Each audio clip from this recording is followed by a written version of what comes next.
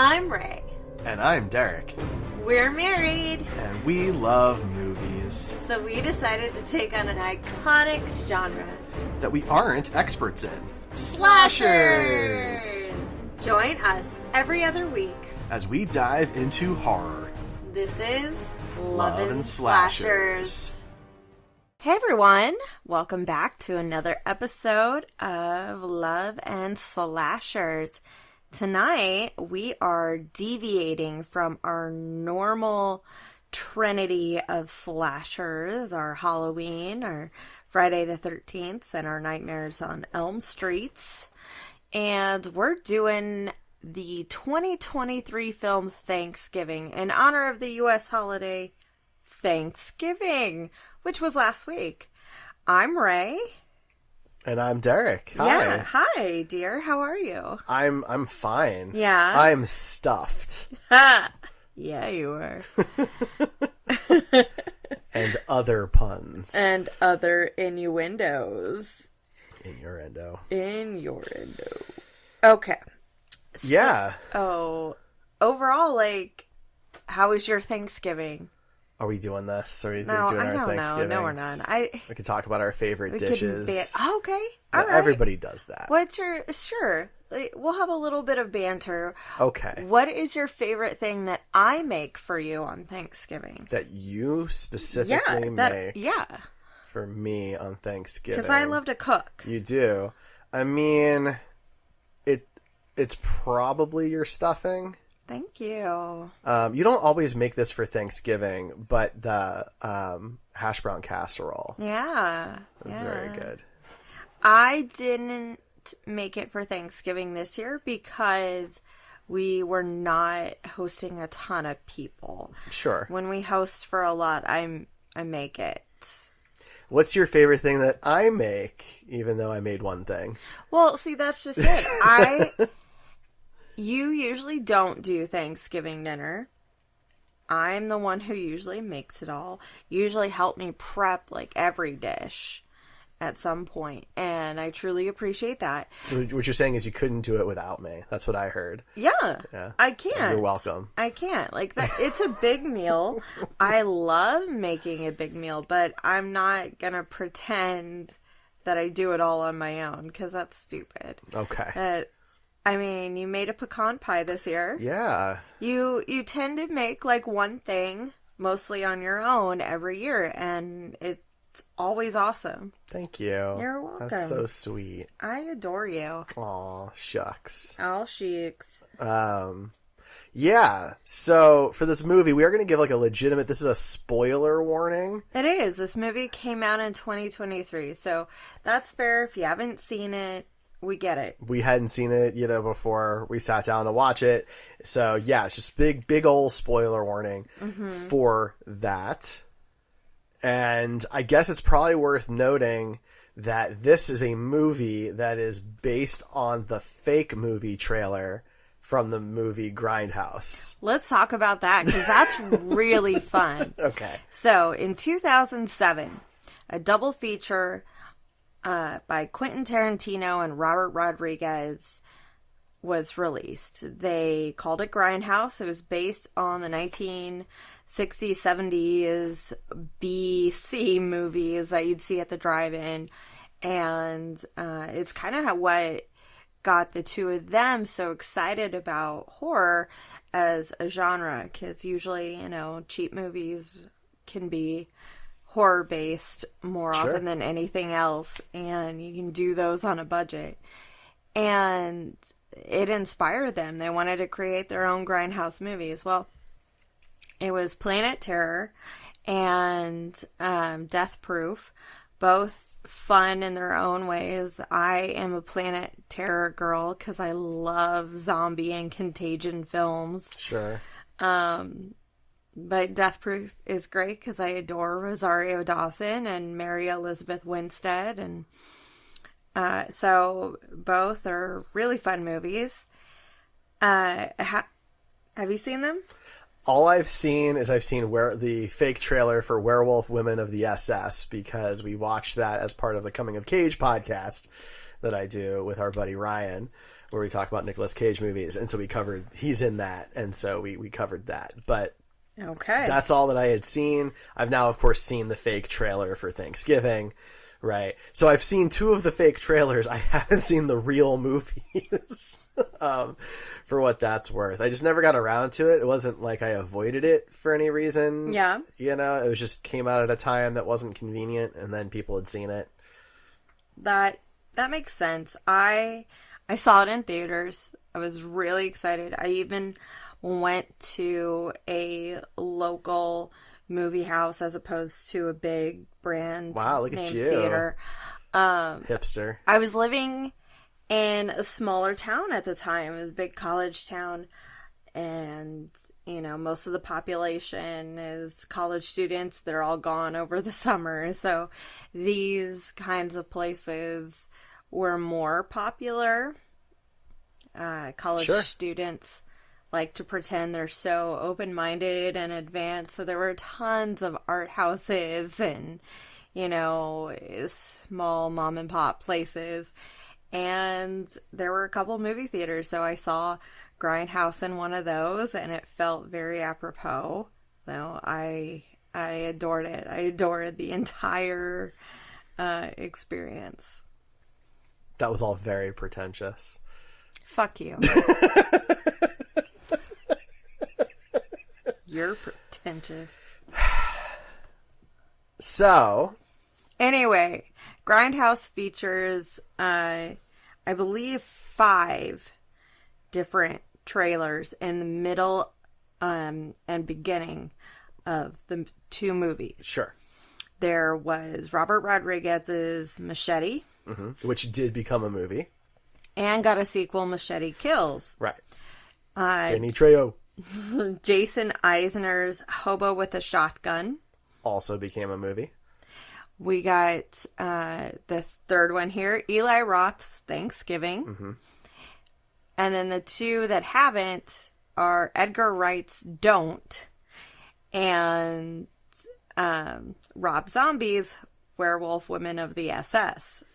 Can I give you my first fright fact of the night? Let's do it, Fright Facts. Your first fright fact is that when they were originally conceiving a feature-length version of Thanksgiving, it was intended to be released as a double feature, as like a spiritual successor to Grindhouse, along with Don't. And what happened to that? It just didn't come to fruition, sadly. I'm a huge Edgar Wright fan. I know you like Edgar Wright, so that would have been really cool. But no such luck. Did you see at all in your background for this the cast behind Don't? I did not look at the cast for the other fake trailers, no. Okay, so I have to show you, because the cast is stacked for just this fictitious trailer. Let me get this here. I apologize. It's all good. It's all good. You know. All right, so he got Jason Isaacs, Matthew McFadden, Georgina Chapman, Emily Booth, Lucy Punch, Rafe Spall, Simon Pegg, Nick Frost, of course, Will Arnett, and Peter Serafinowicz. So all of his mainstays, some fantastic British actors in there, a voiceover by Will Arnett. I mean, this could have been part of the Cornetto verse. It could have. That could have been cool. It could have. Easily. It easily could have. That would have been great. Well, so this one, of course, is by Eli Roth and Jeff Rendell. And the original trailer, the fake trailer, is meant to be like an 80s horror flick, kind of a sexploitation type style. Yeah, there's a ton of slasher movies that happen around holidays, you know? Yeah. We got Black Christmas and My Bloody Valentine, and, you know, more recently we've got the Happy Birthday movies. Sure, I mean, Halloween. Or Birthday, Death Day. Yeah, Halloween. You know? But so if you've seen the fake trailer and you've watched this movie, you'll know that there are some pretty substantial differences between the two, even though there are obviously some scenes and references that carry over. So Eli's take on this, so here's your next Fright Fact. His approach for this is that the 80s movie was made. That movie came out, it existed, it was real, and this is the 2023 reboot of Thanksgiving. Mm-hmm. That's how he approached it, and he thought that kind of freed them up to do a more modern take on the movie in a post-Scream world, which is kind of how he was positioning that. He wanted this to exist in a post-Scream modern social media world. I love it. So theoretically, in his mind, both movies were made. I love it. So there you go. It's perfect. Yeah. And let's see, what else do I have about that? Some other Fright Facts for you. Please. This movie ended a 10-year drought of horror films being produced by TriStar Pictures. The last horror movie they had made prior to Thanksgiving was the 2013 Evil Dead. Really? Which ties into the fact that Eli Roth is deeply inspired by the Evil Dead movies, particularly the first two Evil Dead movies. It's why we have Right Mart portrayed the way that it is in this movie. It is supposed to be an homage to S-Mart. Absolutely. From Evil Dead.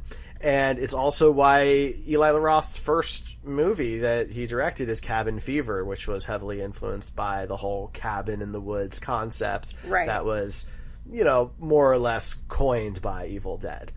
So, there you go. A couple more Fright Facts. I loved it. For you. So let's talk about the movie. So overall, what did you think? So I went into this movie really blind, right? Since I hadn't seen Grindhouse, I had never seen the fake trailer, or anything like that. I never saw the real trailers for this movie. I don't typically go for this kind of film in general, and so I didn't really know what to expect. I had heard from a couple people that maybe this was meant to be a little tongue-in-cheek, maybe it was supposed to be a bit satirical in nature or critiquing of the genre. I think there's aspects of that, but overall, I had a really good time with it. I found it to be unique and fresh and cheesy and corny at the same time, but the actors all clearly were deeply invested and cared a lot about this movie, because there's just some lines of dialogue that I can't imagine saying with a straight face, and these people not only do that, but they say it with a sincerity that it's just beyond belief in some cases. Yeah. So I liked it quite a bit. What'd you think of our leads? Patrick Dempsey plays Eric Newland, the sheriff of Plymouth, Massachusetts, and Nell, I'm going to butcher her last name, so if you know it, please let me know. Verlocki? I was going to say Verlac, but Verloc. Yeah, either way, yeah. So she plays Jessica. Right. Jessica Wright. Mm-hmm. Right. Because of Right Mart. Yeah. So Dempsey. Is Dempsey McDreamy or McSteamy? I never remember. I think he's McDreamy. Which one's which? Yeah. So I like him. Yeah. I do. I think he's a good actor. I like his stuff. The thing that threw me off about him in this is that his accent, to me, felt extremely inconsistent. It comes and goes, doesn't it? But here's the thing. He's from Maine. And he just used his natural, childhood accent in this movie. So maybe I just don't understand the subtlety of the New England accent up there. Or maybe he kept slipping in and out because he's so used to using what's called the standard U.S. accent. Gender neutral. Accent neutral. Accent neutral. Fright fact about Dempsey's character, the sheriff, in the fake trailer in Grindhouse, the sheriff was played by Michael Biehn. I thought that's who it was. Yeah. That's great. So Kyle Reese from Terminator and what's his name from Aliens? Drawing a blank. I'm having a night. It's been a long day. What's his name? It's been a long day. I've been up for hours. So I mean, I liked him. I thought he was really quite good. Nell, I mean, I think she nailed the role. Yeah. Right? Like, I think that she was believable throughout. I think she was fun. I think she was, again, able to kind of hit these ridiculous lines with sincerity, which I think would have been very difficult. And so I really liked the whole cast. I don't know that there was anybody that really stood out to me as, like, not fitting the mold, you know? I agree. I thought the casting was really good. It's always hilarious seeing a big group of teens, and most of them are quote unquote nobodies in these films, because there's always a couple that are just, you know, really awful in comparison, and this didn't feel like that. Like, first of all, they felt like a natural group of friends.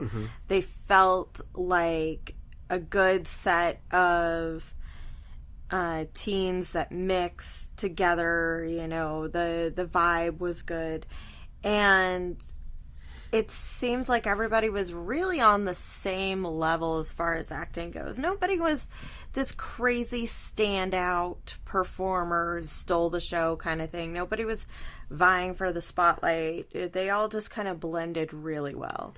Yeah, I agree with that. I think they really knew what they were making, because I do think there's a fine line between cheesy and campy. Right. Right. And I don't think they really cross into campy. I think there's some cheesy lines. I mean, just a couple of quotes from the movie, just for those who may or may not have seen it. Sorry, Jessica, this year there will be no leftovers. Like that's the sheriff. Yes. If we Which was a direct line from the original trailer. I like this one. If we let the police handle it, we're all going to end up 50% off. That's a real line from the movie. Wasn't that Evan? Yeah, that was Evan. Yeah. Yep. Oh, I love him. He's a really good himbo. He is a big old dum-dum, and I loved Evan. Show some enthusiasm. Thanksgiving is an institution here. That's true. It's just so great. The entire time they are talking about Plymouth as if it was just the greatest city in the U.S. and like, it's pretty great. It's pretty great. There's some like really lovely lines in this movie, and they're just said well. They're said with just like intensity, and they are serious when they're saying these lines. These are not meant to come off as B-movie lines, but they are B-movie lines. They are somehow the actors and on sell purpose. Them. Yeah, but it works. I agree. It works in this. So earlier you said, you know, cheesy versus campy. I always look at this as like campy's done on purpose and cheesy is done on accident. But I think you described it like the other way around. So it's kind of interesting. I don't view it as accidental or purposeful. Okay. It's like different degrees on a spectrum. Yeah. Right? So like Evil Dead 2 is campy. Okay. Right. Now, that's one of my favorite movies ever. I don't mean it as a slight or an insult. I think it's a phenomenal movie, but it's campy. Like, Bruce is being campy in a lot of those scenes, in particular, like when his hand is going bad and stuff like that. Like, those are campy. Like when he's doing the crazy laugh with the house and the house is laughing back with him, right? Like the moose on the wall is laughing and everything. Like, that's campy. Right. Right? Cheesy is more like cheesy dialogue. Yeah. Right? And then how is that dialogue delivered? Is it delivered with too much mustard on it?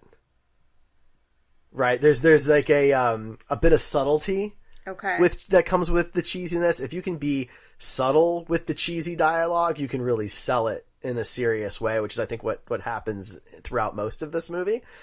Right? Versus if you put too much on it and it's just kind of like eye rolly. Right. That's, you know, that can be a bad cheesy. There's good cheese and bad cheese. There's good camp. There's bad camp. That's fair. Right? Like, Clue is a campy ass movie. It is. Right? But it's also lovely. Yeah. You know, so. But again, like, that's why it kind of associated as purposeful and accidental, because Clue was campy on purpose. Those 7, 8 actors got together and they were like, let's do this. And yeah, they made absolutely. it work. Yeah. But I think cheesy can hit that level too at times. That's fair. You know, Ferris Bueller's Day Off is a very purposefully cheesy movie. Yeah. Right? The whole, you know, Broderick talking to the audience the entire time, all the little one-liners they're trying to push through. Very purposeful, but very cheesy. I wouldn't call Ferris Bueller campy. I don't know if it's cheesy. There's some... come on. Just because some cheesy stuff is in there doesn't mean it's a cheesy movie. I love Ferris Bueller. But I don't necessarily mean that as an insult. I like cheese. I like camp. Right? I mean, Evil Dead 2 and Clue are two of my favorite movies. We're talking way too long about this. other movies. Let's Well, tell me this. How do you feel about the design of the villain? Oh, I love Carver. it. I love it. Okay, so it represents so many wonderful things to me. Like, first of all, the guy's name is John Carver. That is a fantastic name for a serial killer. Like, Carver, come on, that's great. And, you know, we carve the turkey and stuff. And I have no idea if that is, you know, in relation to his name at all. Because, you know, maybe we just carved wood before that and nothing else. Carved stone, but we don't carve any other food. So You don't carve a ham? No. You slice a ham. I don't know. But there's a carving station, right? If you go to like a buffet, right, it's a carving station. Okay, so maybe you carve prime rib. Right? So, know? like, I think it's just big pieces of meat you carve. If it's too small of a piece of meat, then you're just cutting it. Well, now I need to look into why we carve meat. But also, you know, the Pilgrims have such a horrible stigma around them as a whole. You know, they came here, they took over, they purposefully killed a ton of people. You know, the Pilgrims are the same as those who conducted witch trials. There are all these like crazy religious people who committed atrocities but get painted in such a wonderful light by the U.S. because now Thanksgiving is supposed to be wholesome, but there is an undertone of horror between the first Thanksgiving, the Thanksgiving of Native Americans, indigenous people across the country, and then, you know, another aspect of this movie that we haven't talked about just yet is Black Friday.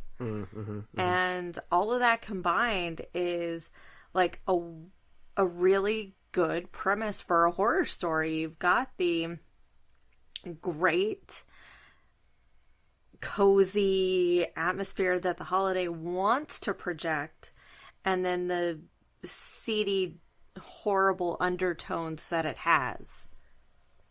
That's all good. I like that. I agree with all of it.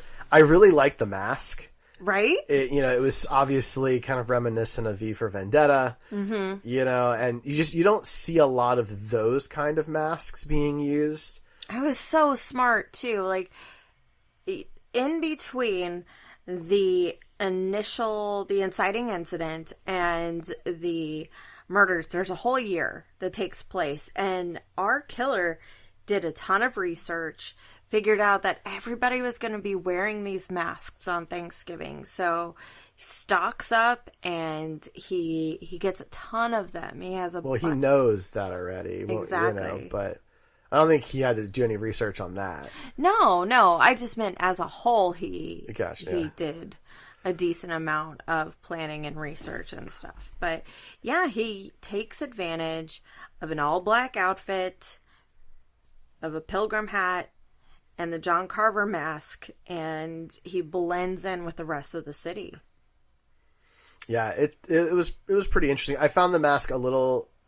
Initially, it was distracting because it kind of reminded me of the Burger King. Oh yeah, absolutely. Which was a little distracting for a little bit, but I got over that fairly quickly, I think. Yeah. So the beginning of the movie, we have the big Right Mart Black Friday massacre riot thing that happens. I mean, we start off on Thanksgiving with two different households. One is the Wrights, who are hosting a Thanksgiving dinner. They're having a very cozy, rich people dinner. And then you have Collins, the Collins family, I believe. And yes, they're having more of a low-key one. The dad, Mitch, or the husband, he is a manager at Right Mart. So we have the owner of Right Mart who doesn't have to go in on Thanksgiving, and the manager of Right Mart who does. Yeah, I mean, obviously, I imagine it had to be intentional, but while what happens in this is exaggerated from reality, there's obviously things that are tying back to real world Black Friday events of shoppers going crazy. I mean, you've seen the videos of people like knocking each other out for a TV. There was, the guy who was like trampled for a Cabbage Patch doll in the 90s. Walmart had a big lawsuit 15 years ago or something like that, for a guy who got trampled to death, right? So like this is an exaggeration of reality. To an extent. So I actually, that was what my deep dive was on, with Black Fridays. And any place that offered a free appliance or a dollar doorbusters or something like that had really incredible crowds. And between the New York Times and I read an article from the New York Times, updated in 2020. Starting in 2008, they started keeping track of injuries and death. And there were way too many. So this is not just like the 80s and 90s Tickle Me Elmo Cabbage Patch issues. These are insane kind of things. And multiple stores had shootouts, murder, suicides, trampling, stampedes, lot of damage. And so much so that there is a very simple website out there called Black Friday Death Count. Jesus. In the U.S. It only goes back to the year 2000.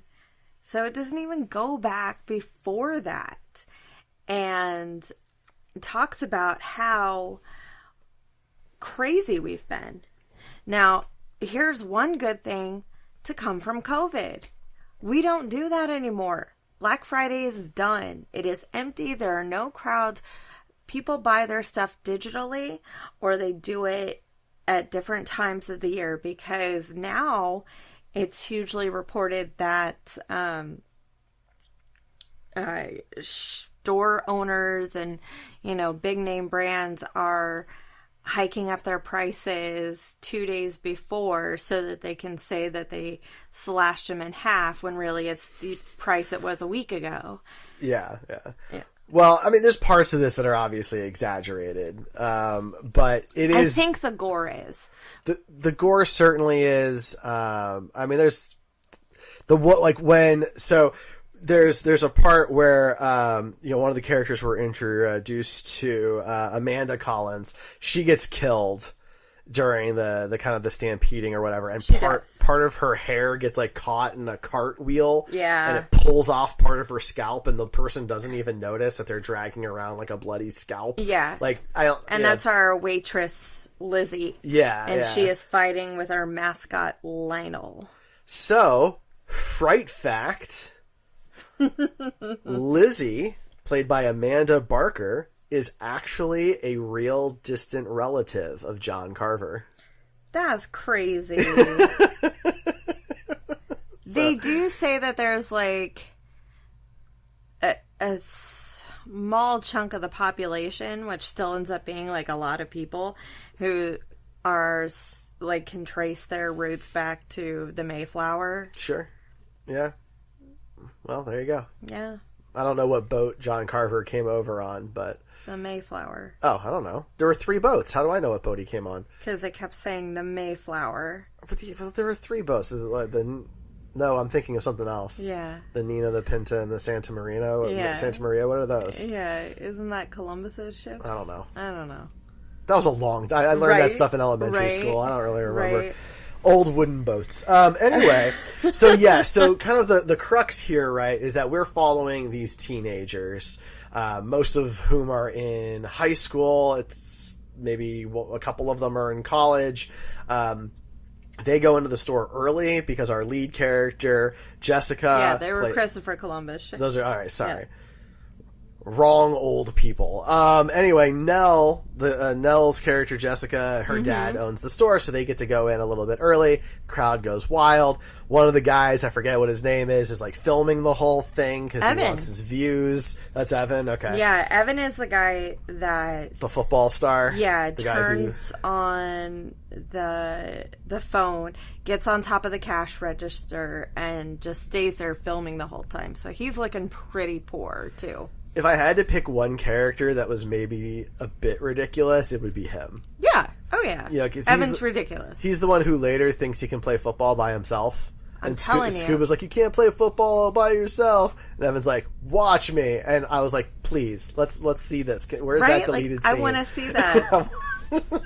Eli Roth, you do such a fun job of setting up ridiculousness, but you never give it to me. I know. I want to see that.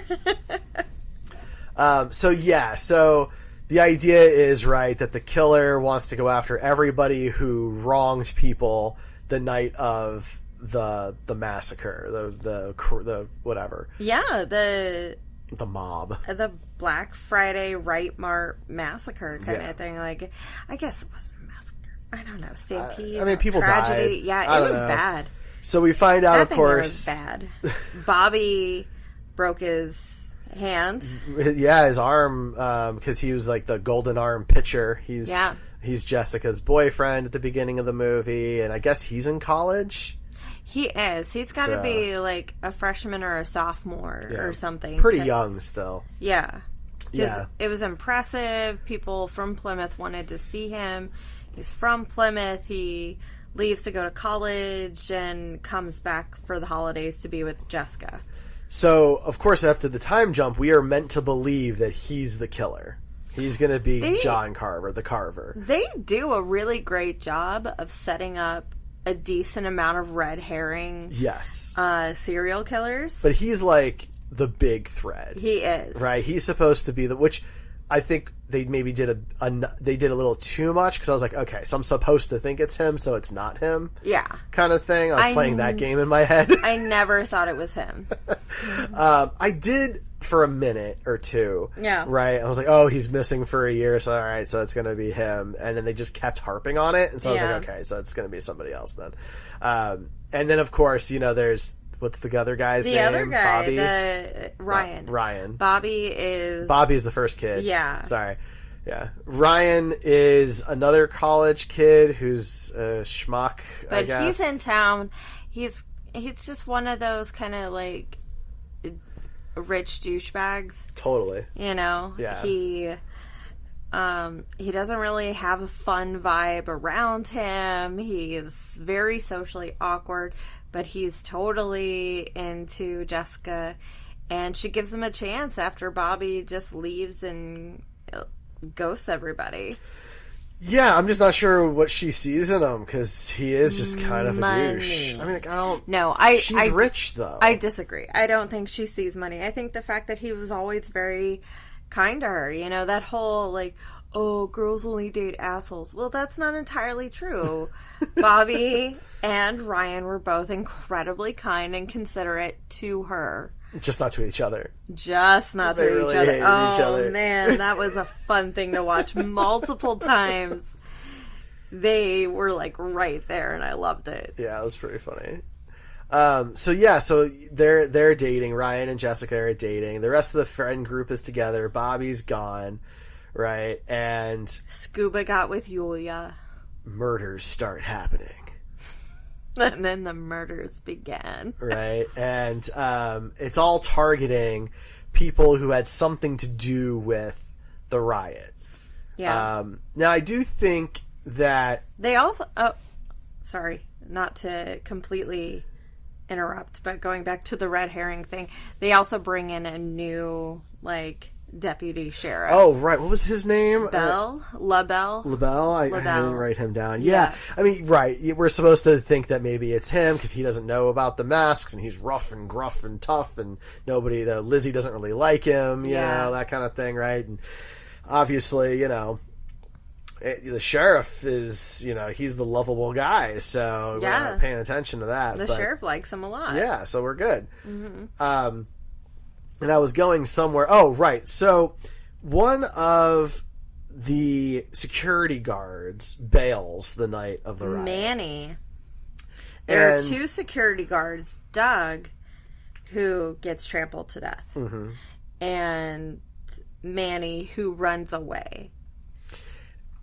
And, you know, the Carver portrays him as a coward and kills him for running away.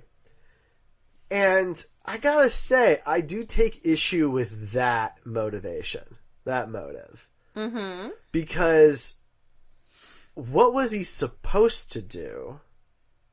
And if you're going to go after the guy who ran away, don't you then basically have to go after every single employee of the store?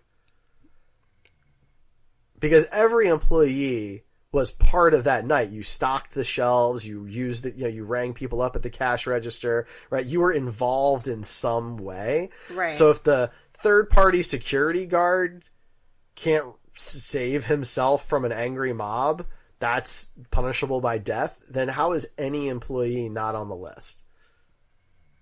Yeah. That's my big gripe with the movie. Which is a very small thing to gripe about. I think it was more that maybe had he kept the bullhorn, not let it over, like maybe he could have prevented some of the chaos. I don't buy that. I don't either. I think this is where we see that the serial killer is acting on way too much emotion. There's not a lot of intellect behind the victim choices, as opposed to like Michael in Halloween 2. But like, why wouldn't Mitch be on the list? I agree. I have thought that too. Okay. So that's the thing. Like, there's just, that doesn't really work out for me. Especially when we get to who it is. Exactly. Yeah.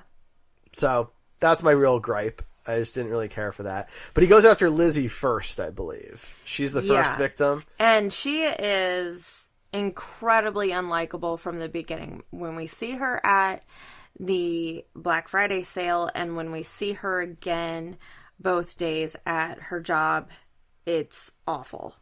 Yeah, and that's the thing, right? Like, she's really easy to dislike. Uh-huh. So that the movie kind of starts off like, okay, the first kill is somebody that we don't really care about. Right. Oh my God. Yeah, what? Let's talk about that kill. Okay, go ahead. So a lot of these are so inventive and so absolutely lucky maneuvers that I wonder just how much of it was planned out. You know, because he really takes advantage of his environment. Yeah, I mean, that's the thing, right? He is very good at improvising in the moment. He's very good with a wide range of weapons, which kind of had me kind of guessing who the killer was throughout the movie. Because, especially when they, said it might be ex-military. Well, because, at no point did I think Bobby could pull off some of this stuff. I agree. Right? And, Mitch was an older dude, family guy. I don't know, that didn't really work. So I just kept trying to figure out, who in the town has these abilities. Yeah. Particularly, later when he throws the pitchfork into Kathleen's back from, 20 yards. It's just, these are physical skills that a person has to have. So, was he, training for a triathlon over the course of that year or something? I don't know, but I would imagine that some of that stuff wasn't planned. I feel like dunking her in the water and then putting her on the freezer door was planned. Yeah. Based on where he hid. But I think like having the dumpster chopper in half was just, improvised. Yeah, I agree. I absolutely am on the same page with you. Because that's how it came off. That's how I interpreted it. And I, like, the freezer door, I thought she was gonna get away for a second there after she pulled herself off of it. And man, those special effects, that looked so gnarly. Oh my gosh. I didn't even know that was possible, but now I don't want to go back to work in a restaurant just in case. Well, I mean, yeah, it's like when you in Christmas the Christmas story, yeah, when he licks the pole. Do you know how they did that? They used a teeny tiny like dentist vacuum. They drilled a hole in the pipe and then they used a dental vacuum to pull his tongue. Wow. Okay. Yeah. Cool. Crazy. Yeah, that's good. Yeah, it's so gnarly. The security guard's death is not quite as inventive. Well, he uses an electric turkey knife. I think it's just an electric knife. Yeah, a carving knife. You can use it on other things. Oh, thanks, dear. As we saw here, where it's used to gut somebody, and then he's decapitated with a wire, right? Yeah, like a piano chord. Yeah.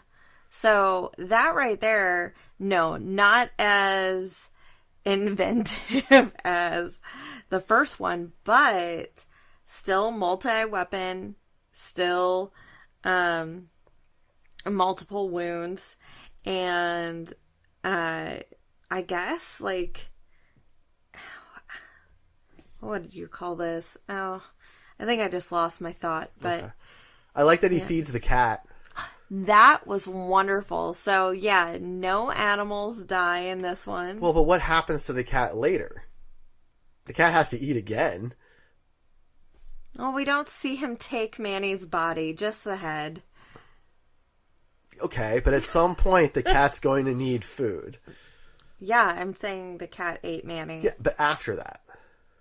Cat probably left. Like, how did the cat leave? Did he leave the door open? Cats are really, really, like, self-sustaining. They can survive a long time and get out of things. Like, they're very wily. I mean, they can be. I mean, I had cats for almost 20 years. They never escaped the house. Oh, I had cats for almost 20 years, and they did. Well, I mean, I don't know what to tell you. Okay. Anyway. What's the next death? I forget. Who's next? Lonnie. We get to the football player and the cheerleader. Oh, the trampoline scene. Yeah. Okay. Another scene straight out of the original Grindhouse trailer. Fright fact. Shaylin Griffin, who plays Amy, the girl on the trampoline, when we see her butt, that's a butt double. She didn't want to show her butt, so they got her a butt double. Good for her. So there you go. You know, which is a thing. Like when Joey Tribbiani gets to play Pacino's butt, it's a real Friends, thing. If you don't know who Joey Tribbiani is, my buddy. So in the Grindhouse trailer, we get to see her almost completely nude. Yeah.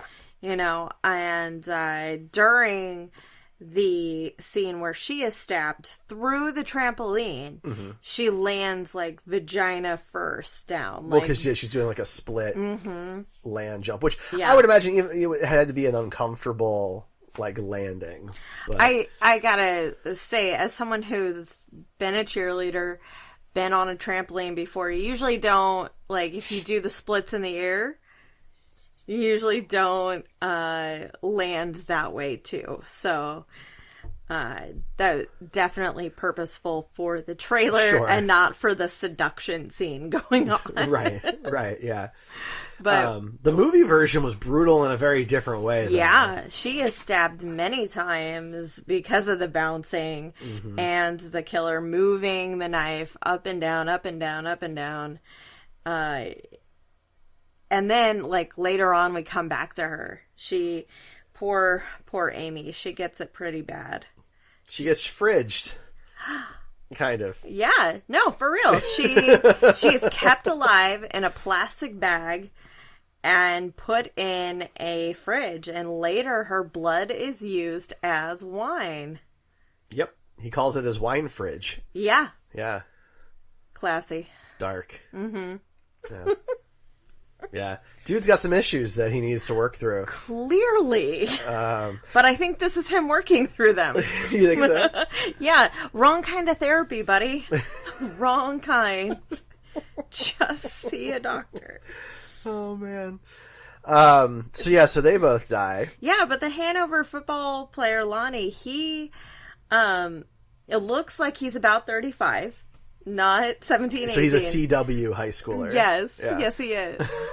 And he gets his neck snapped, but it's like twisted around, and it's got that weird putty Play-Doh look to it. I noticed that. Yeah.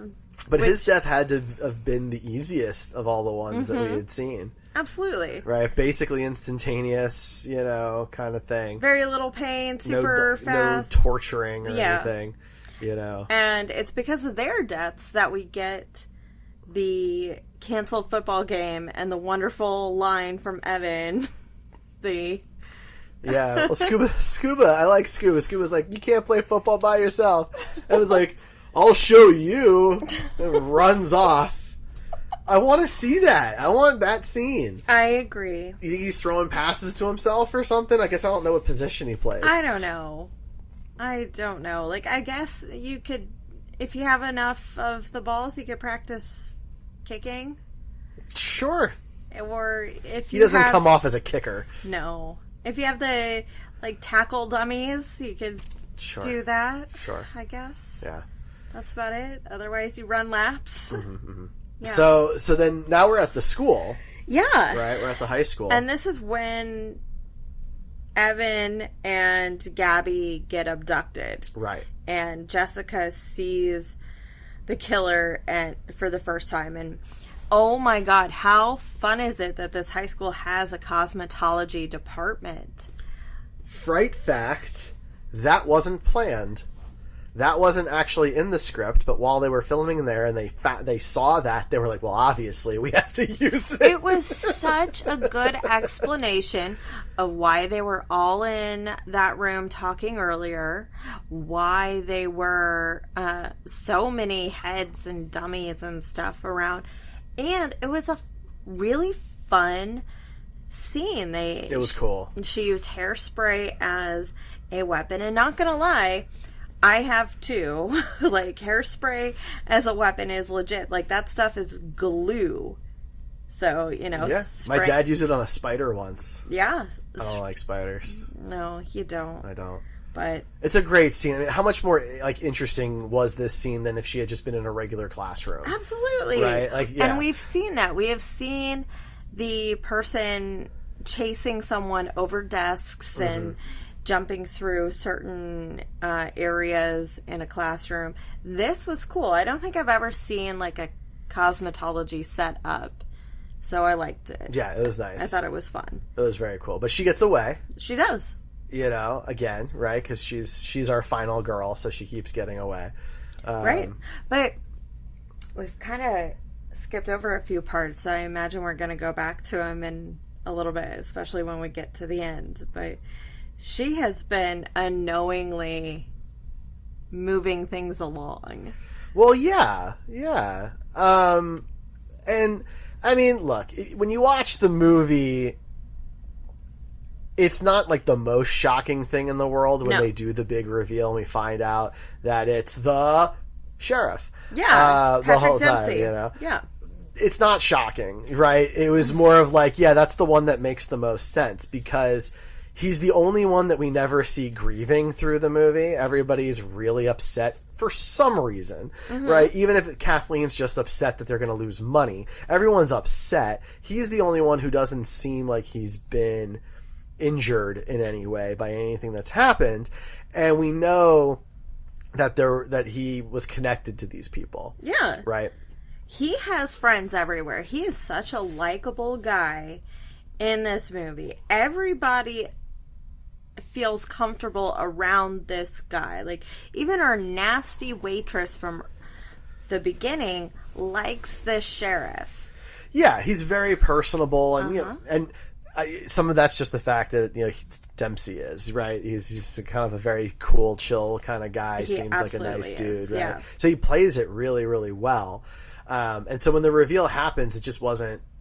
It made perfect sense. I don't feel like it was a stretch. I think it would have been more of a stretch if it had been Bobby Ryan or Bobby. Ryan. Yeah, I think that would have been like, all right. I don't know if I believe that. I don't think I'd really care as much. I don't think it'd all matter if it ended up being LaBelle. No, because that would have felt like it didn't.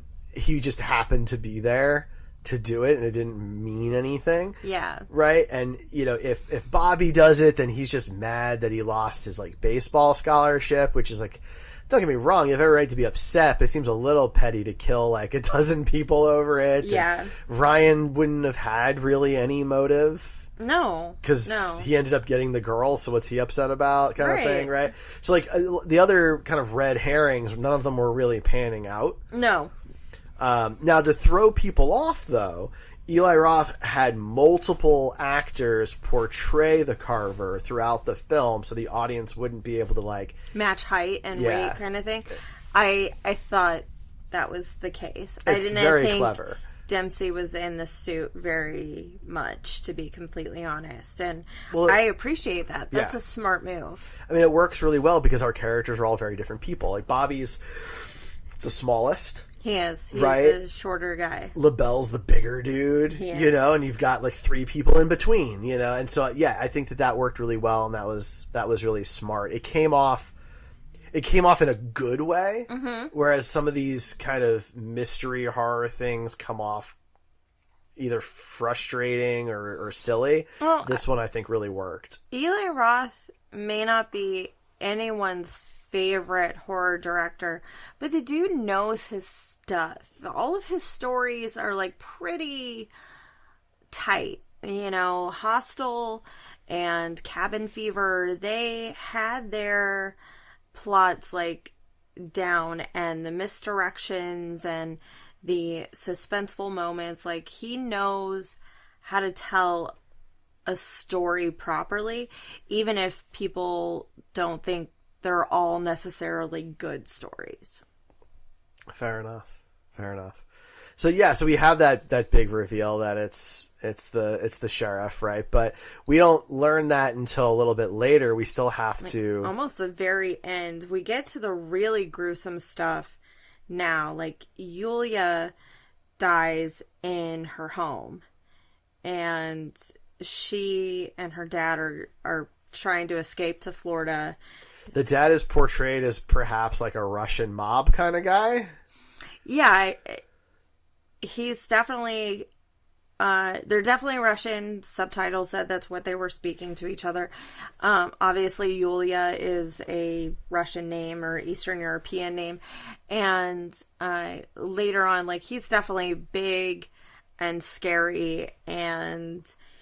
the serial killer, John Carver, doesn't even try to face him. He goes and just tranks him from afar. Well, to be fair, he does that for anybody who was not directly involved in that night. That's true. Right? And her dad had nothing to do with it, to his knowledge. Mm-hmm. So that's what he does. He tranks anybody who was not involved. Yeah. I mean... makes sense to me. Bystanders get tranked. I mean, because it goes to show that what he's doing is extremely on purpose. Yeah. Right? He's not just randomly killing people. Yeah. Right? Whereas, saying, a Friday the 13th, Jason's just killing anybody who happens to be at the camp. Right. This is much more thought out. Yeah. Well, and the way it happens is thought out, too, because Evan and Gabby are abducted. They're not murdered. They're abducted. And it's because when they showed up to the Black Friday sale, Jessica let them in the back door early ahead of time. Mm-hmm. People saw. Evan got up and showed everybody the new phone he was buying through the windows, through the glass. And that egged people on, made people even more upset. If they had gone in through the back and gotten their stuff and then left, or skipped it all together, they would have, you know, maybe this wouldn't have happened. I mean, maybe. Yeah, they certainly wouldn't have been involved because that's the other thing is he is filming it. Yeah. The whole time he's live streaming it, and he got a bunch of views. He went viral and all that kind of stuff. You know, he's trying to recapture that moment. So it's also about like the hubris in it all. Mm-hmm. It wasn't good enough that they got to sneak in and get their stuff. That had to be taunting. There had to be live streaming. It had to be like making a joke out of the whole thing, right? Which is like again a huge reflection of where we are now as a society. In many cases, people pulling out their phones and, you know, taping, recording, however you want to say it, video of injustices or potential issues, moments of violence or racism or hate, have been incredibly helpful. But there's also the urge for everybody to pull out their phone instead of help at this point. And this isn't even that. This is he is enjoying the fact that he's in there getting stuff before everybody else. Well, and when it's all happening, like he thinks he's going to get famous off of this. He's not recording it for there to be a record so people can get justice. It's so he can get famous and get his likes. Yeah. Right? That's what the real problem is there. So that's why he's on the list. Yeah. You know, so Yulia dies in a chainsaw. Well, not a chainsaw, a table saw. Which I assume Yulia was also going to be abducted. Probably. I think that was the plan. Yeah. Yeah, I think he was trying to abduct the main kids. Right. Yeah, but, you know, he adapts. Oh, man. The corn cob holders in the ears and the way they adjusted the sound afterwards. So it was very ringing and tinnitus-like and... My only problem with that is if your plan is to abduct her so you can do the whole big monologue that you have planned, don't you want her to hear it? Yeah. So, I don't know. Maybe he'd just rather, like, injure her. I mean, but there's a lot of ways to injure a person, you know. Yeah. It was funny because that was another, like, misdirection. She is messing with her contacts. Yes. And you think it's going to be, like, an eye issue or like involved with her not being able to see, but it's not. It's the ears.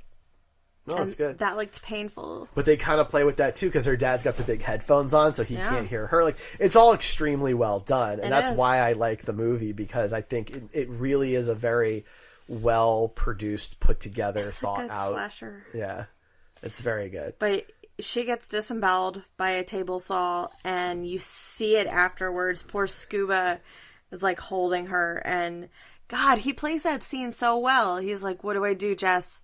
Jess, what do I do? Yeah, nothing. There's not much to do there, but you can't shove him back in. Nope.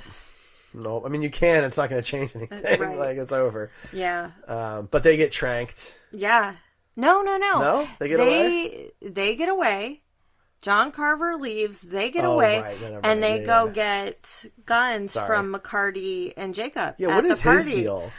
Again, I think he's there to throw people off and make you think that McCarty is a dangerous guy. Oh, I never thought that.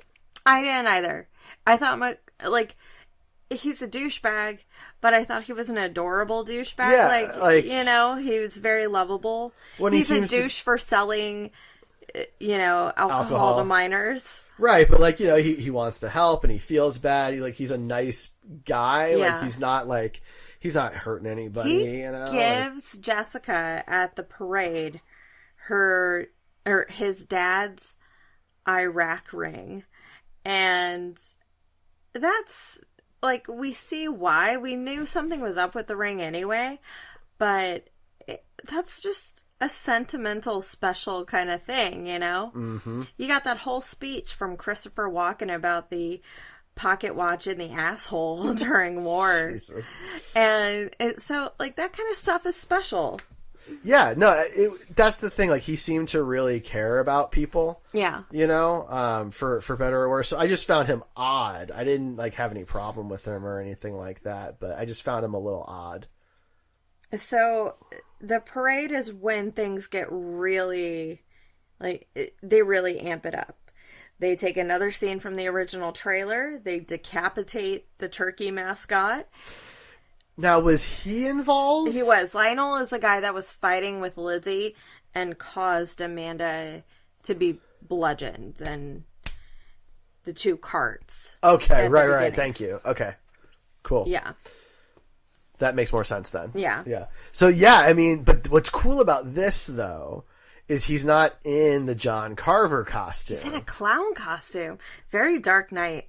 I just really liked it because it is rare that the slasher changes up their look in the middle of the movie. Not only that, but he used a decent amount of smoke bombs, a decent amount of flashbangs. The grandpa gets, completely impaled. Yeah, I felt bad for him. He probably wasn't supposed to die. No. I think he was collateral damage. Yeah. You know, 'cause I don't think he was involved. Yeah, I know. I think that wasn't intentional. I don't understand the 7 and 8-year-olds seeing the log through the face going, "Grandpa, wake up!" Yeah, that was silly. Oh, guys, just get out of the car. Yeah, they could have cut that audio. That would have been fine. But because they were supposed to be setting up a trap for John Carver at the end of the parade. Right. Right. Obviously, that's not going to happen. Right. So they're trying to get away, and they're in a police car or whatever, and he gets in there, and all 4 of them are tranked, and they're taken to the serial killer location, and we see Kathleen being prepped as if she was going to be eaten. Yeah. Yeah, so she certainly has the most, thought through, meticulous death. Yeah. Of anybody. Arguably the most, brutal death of anybody, except maybe the trampoline girl. It is absolutely rough what she goes through, because she's tranked. She is prepped for roasting. She then kind of escapes, and she's pretty smart about it. You know, she almost gets away. She steps in blood and realizes she has footprints going, and so she makes them lead to a different she's not dumb. She's just mean. She's very callous. She is the symbol of capitalism, and John Carver really wants her to suffer because she is the one that pushed for the Black Friday sale to start, at 6 p.m. on Thanksgiving, and she's the one who is upset by the commercial being canceled, and by her husband Bill wanting to skip the parade and wanting to close the store on Thanksgiving this year. And she is super obsessed with money, and the way she grieves is not over the people that were lost that day, but over the lawsuits, over the lost reputation. It's money. And the whole time, Jessica doesn't like her. Right. Right, because her mom died. We don't really know exactly when that happened or why that happened, but, Kathleen's the stepmom. Yeah, and she has been invasive in her dad's lives. She mentions a couple times that she's not allowed to have a moment alone with her dad because Kathleen will kind of sniff them out and sit there, and she is very critical of the way Jessica dresses and at events, and she wants her to kind of be the face of some of the Right Mart stuff when Jessica has no interest in it. So she's cooked, literally. Yeah, and you see a good chunk of it too. Yeah.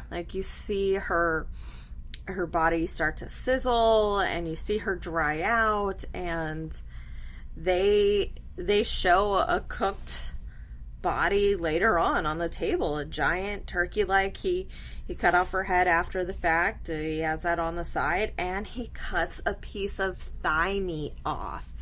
So supposedly on the Blu-ray, we streamed it, but supposedly on the Blu-ray there's an alternate version of this where she's actually, when she's cooked, she's naked. Oh.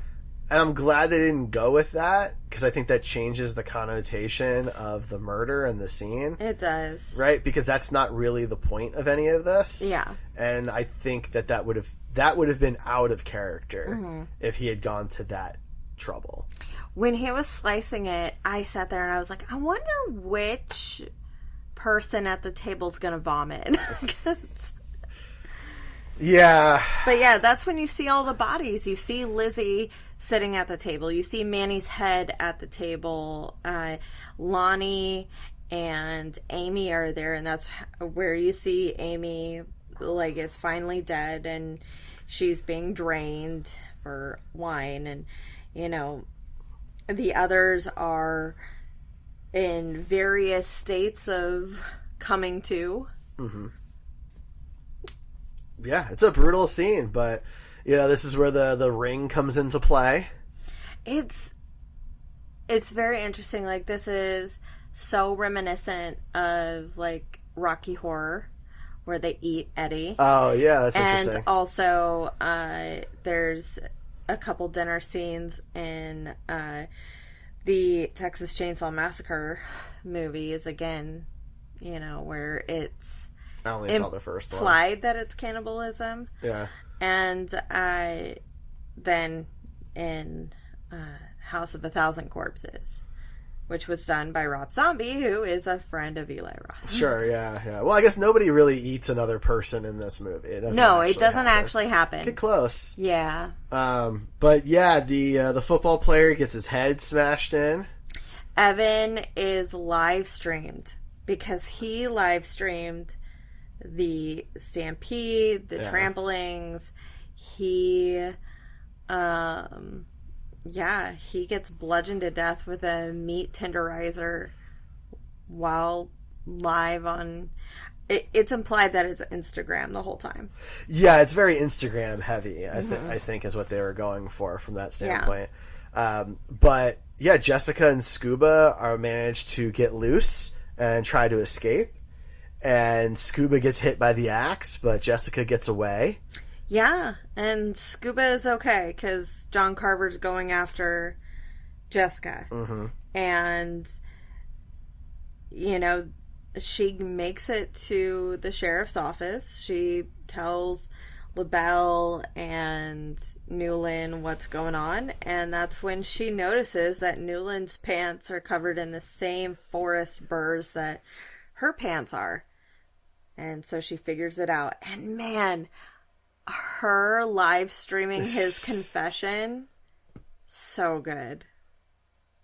That was so good. Like, that whole scene, him giving away his motive for everything, and the fact that she has helped him throughout this whole thing by identifying people in photos and security footage, by pointing to where people are, helping him set up Bobby as the killer. Mm-hmm. So good. Yeah. Yeah, because at this point we're still supposed to think it's Bobby. Yeah. Right? It still doesn't really make sense to me, but we're still supposed to believe it's Bobby until the big reveal happens, you know, and Bobby helps her get away. Yeah. And they incinerate him. She opens up some helium that they use for parade balloons, and they light it. He says the no leftovers. I love it. Well, and she has like a response to it. She's like, "You were right. There won't be any leftovers," or whatever the line is, you know. And I love everything it so blows much. up, and then of course we're supposed to believe that he survives and is one of the firefighters. Yeah. Right. We don't know if that's true or not. I guess, you know. Well, it depends on the sequel. If and when that happens, like it's supposed to come out November next year, 2025. Okay. You know.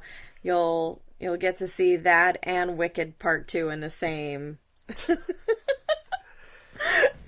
week. Fantastic. Right? Thanks, Wicked. That'll be great. Yeah, maybe we'll do we'll actually go see Thanksgiving 2 Electric Boogaloo in theaters. Yeah. And we'll cover it here on the show for those who are still listening a year from now. Yeah. You know, our 2 listeners. our ones of listeners. Please stay tuned. Yeah, so I mean, you know, that's basically the movie. It's good. You know, Jessica ends up back with Bobby, I guess. No, Ryan. No, Ryan? What happened to Bobby? Bobby goes back to school. Bobby just leaves and she stays with Ryan. Yeah, I mean, she hugs Bobby. She tells him she's super Ryan's thankful. just such a douche. I wanted her to end up with Bobby. Don't get me wrong. I liked Bobby. He was a lot more charismatic and, you know, just attractive character from not just like a physical perspective, but like personality wise. But he's in the wrong tax bracket. No. Ghosting a person for an entire year, 0 contact, that I don't think I could easily forgive that just because you saved me from a serial killer. To be fair, he didn't just ghost her. He said, you know, he ghosted the entire everybody. town. He had a breakdown. Yeah. You know, over something that was really serious. So I think, you know, I think a person can come back from that. I do too. And I think that Ryan's still just a douche. I agree. She did have the secret third option of just not dating either of them. I don't think after that experience she really wanted to date either of them. I think she went back to Ryan's because it was relatively safe. I'm not sure after everything. I would have been comfortable sleeping at my dad's house or something. That's fine. Get a place with Scuba. Scuba was Jess cool. and the Scoob. Like, all right? Like, yeah. You know, that's fine. Having a roommate's fine. Nothing wrong with that. So out of the original 6 characters at the beginning, you know, only 2 died. We still have 4 survivors. Pretty good odds. A lot of the side characters died instead. See, in most of these movies, it's the teenagers that are all killed off with like 1 standing and, you know, 1 or 2 innocent bystander adults kind of get it. But in this one, no bystanders except for Grandpa. And most of the teenagers live. Yeah. Yeah. But, you know, there's always the next one. That's true. Sequels do not guarantee people's living, as we saw with Alice in Friday the 13th. She's just completely offed. Yeah, exactly. So there you go. That's Thanksgiving. Yeah. 2023. Any final thoughts on this one? I thought it was fun. Yeah. I could see this being like one of my holiday horror films that we go back to, like, okay, kind of like how we watch The Thing around Christmas time, and, you know, it doesn't make sense, but it kind of does. I could see a rewatch in the future. Fair enough. All right. It did have the highest body count of any of our movies so far. What was it? Oh, we're counting here. Okay. 6. 12. 12. No, 13, because I forgot to count the serial killer. 13. Well, I mean, we don't know that he's dead. No, he's presumed dead. No body has been seen. They show a masked firefighter for too long on screen for no reason. And she does have a really creepy Jason-like dream. So it could be that he's alive. Yeah. Or the sequel could be like a copycat, like Scream. There you go. Yeah. Maybe LaBelle will be like, I'm going to avenge my sheriff. I've known him for 3 days. No, like a year. No. Oh, he just showed up after the fact? That's what Yeah. That's why it didn't make any sense that he was going to be the killer. Exactly. All right. Well, there you go. That's it. Anything else? No. I mean, we want to know your thoughts on it. It's definitely one of the better films that we've watched. Yeah. But, you know, we watch schlock.